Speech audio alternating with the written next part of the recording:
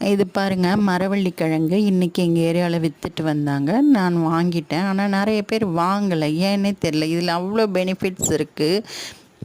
நமக்கு fibre content முக்கியமாக இதிலேருந்து கிடைக்கும். நான் வாங்கிட்டு வந்து நல்லா வாஷ் பண்ணிவிட்டு கட் பண்ணி தோலை உரிச்சிட்டு குக்கரில் போட்டு 2 சவுண்டு விட்டு எடுத்துட்டேன். நல்லா வெந்துருச்சு. சூடாக இருக்குது. எங்கள் ஃப்ளஃபிக்கு இது ரொம்ப பிடிக்கும். இந்த பொட்டேட்டோ, இந்த கிழங்கு, இல்லை சக்கரவள்ளி கிழங்கு இதெல்லாம் வாங்கினாலே ஸ்மெல்லு வந்துட்டு அது பின்னாடியே வந்துடும், எனக்கும் போடுன்ற மாதிரி. கொஞ்சம் ஆற வச்சுட்டு அதுக்கும் போட்டேன். நல்லா இஷ்டமாக சாப்பிட்ருச்சு.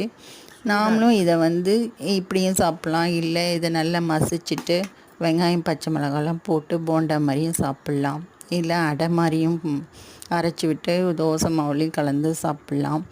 இதில் தான் நமக்கு ஜவ்வரிசி செய்கிறாங்க. பாயாசம் அந்த மாதிரி இன்டைரக்டாக சாப்பிட்றதோட இப்படி